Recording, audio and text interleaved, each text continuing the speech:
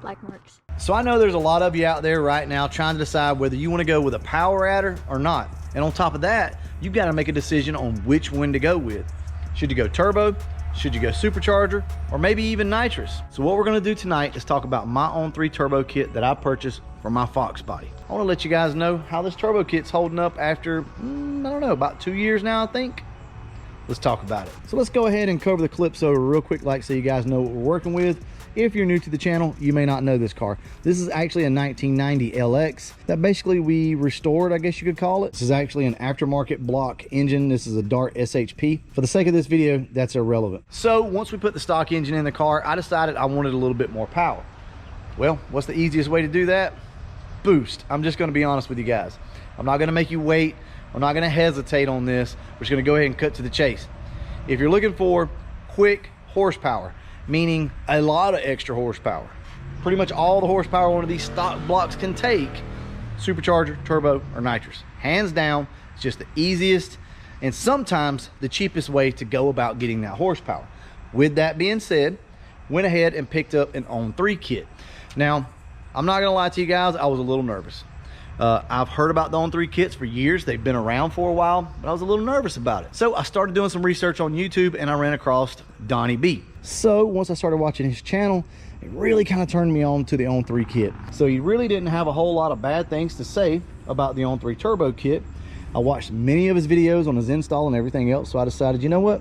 Let's go ahead and spring for one. Now this particular kit cost me right about $3,000 or so, something like that. It's gonna vary depending on what you get to go along with it, right? Whether you get your injectors and you get your fuel pump and all that type stuff, turbo blanket. We went ahead and ordered fuel pump and all that stuff, right? Injectors. So when it came in, believe it or not, everything was in the box. First impressions when I opened the box up, yeah, it's a pretty nice kit, right? Looked pretty good to me.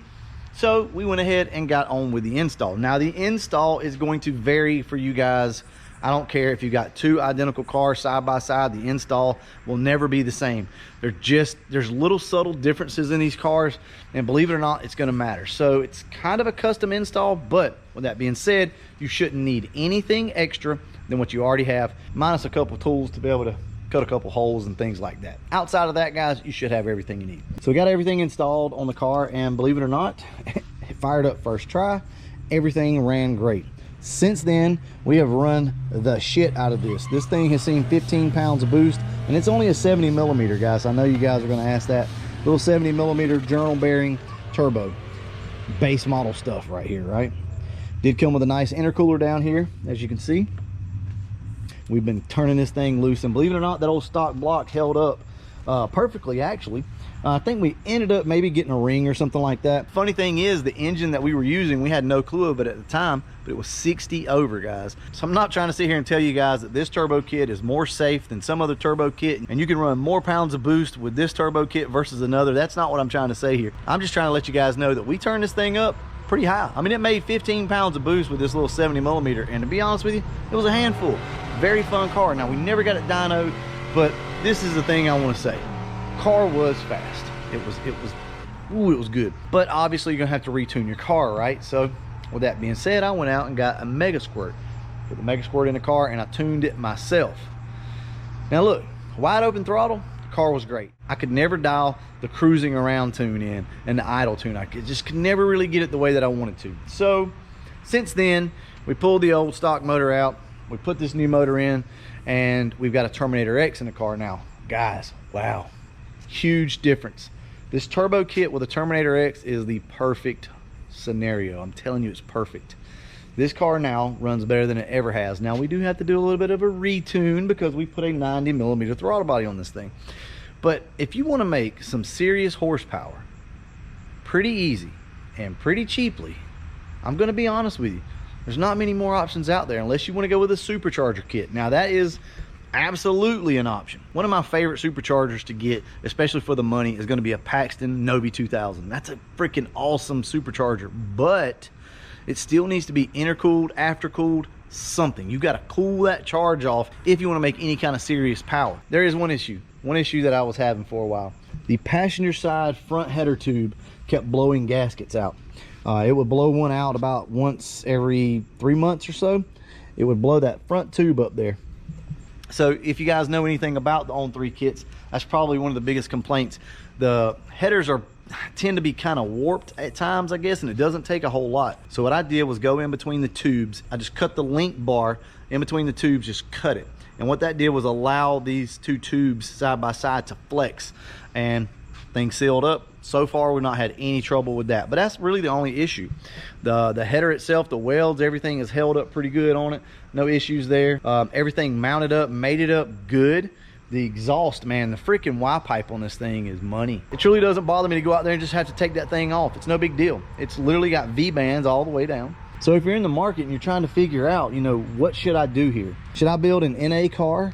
You know, maybe a 351 Windsor or an aftermarket block car, or just throw heads and intake and everything else on there? Should I do that, or should I go turbo or supercharger? Look, I'm just gonna tell you guys, I'll be honest with you, I say do the supercharger or turbo or nitrous, either one, but I still say power adder in this. The turbo is just gonna be so much cheaper, and to me that's one of the biggest factors. That's why I would do this again. Now, I do like a supercharger, and I want to put a supercharger on my red car, on the Retro Fox. So with that being said, what are my final thoughts on these turbo kits from ON3? Guys, I'm gonna be honest with you, I think they're great kits. Now sure, you could get a bad apple every once in a while, you could get a lemon, your kit may not work good, but for me, everything has worked fine. The oil drain system, I've not had any trouble. The car doesn't smoke, the seals don't leak, any of that. It's been about as flawless as you could absolutely ask, especially for the money. The intercooler seems to be good, all the piping matched up. We did end up going to an 80-pound injector on this car. I ordered 60s, I just should have ordered 80s. That's something else. If you guys are going to be putting one of these on your car, just go ahead and get the 80s. That's my recommendation. 80s are not a whole lot different from 60s. Just go ahead and do the 80s in my personal opinion, but that's completely up to you. And also remember that you're gonna have to tune the car, right? That's something that we tend to forget money-wise. But if you're like me, you go ahead, get the turbo kit. You can always save it for a tune later, right? You go ahead and get the hard stuff done. You can start the car up. You can even ease it around like the neighborhood or your driveway. You just don't want to get into any boost. Now, we went speed density on this car, which makes it a lot easier to tune, in my personal opinion. A lot of you guys are going to want to stay mass air, so you're going to have to buy the mass air meter and all that type stuff as well. So that's something else to think about. But for me, I can't recommend these things enough. And no, I'm not getting any kickback. This wasn't sponsored. I mean, I bought this with my own money, but I truly do love these kits for what they are. Cool factor though, I'd have to go with the supercharger. I just would. I mean, I just think they're cool. They're awesome. I love the way like a V1 sounds, or even the Novi 2000, the Pro Chargers. They all got a unique sound, and I love that. But at the same time, turbos do too.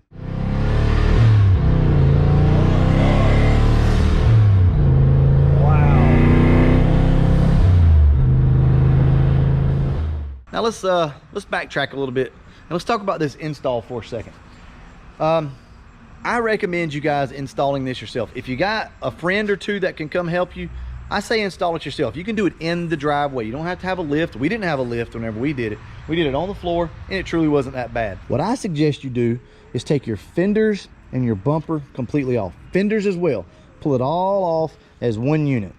Trust me guys, it's easier that way, and believe it or not, all your piping is just laid out in front of you. You got your crossover tube that links that header over to your turbo and your other header. So there's one pipe that goes across there, and then you literally just have this pipe that comes around, goes in here, and goes back up.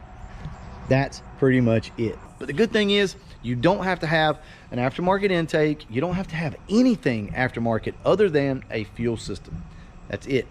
You can take your car and go get it tuned. You don't have to have a Terminator X or a Mega Squirt or anything like that. There's options out there. The best thing you guys can do though is call your tuner, whoever you want to tune the car. Pick the phone up, call them. But for you young guys, pick the phone up and call your tuner.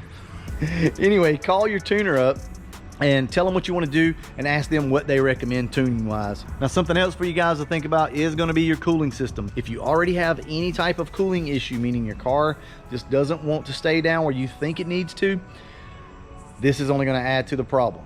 Now, if you have a good running car and you don't have any cooling issues or anything like that, this turbo kit will be fine. Trust me, shouldn't have any issues there. Like I said, just be mindful of that because it will add a little bit of heat to the car. It's gonna get hot under the hood as well. Honestly, that's probably the biggest downfall when it comes to one of these. Would I buy this again? Absolutely. I would buy another one of these in a heartbeat. And yes, I mean, I've even considered one for the Retro Fox, but I really do want to go with the supercharger on that.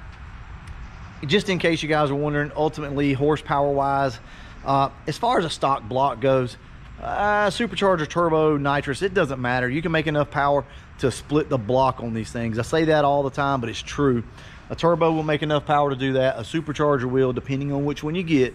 But look, 8 to 10 pounds of boost is about all you really want to run on one of these anyway. Stock block, I mean, although we ran a lot more, but any of these power adders will work for you guys. It just comes down to your ultimate goal. That's all. All right, I'm going to go ahead and wrap this video up. And as always, thanks for watching.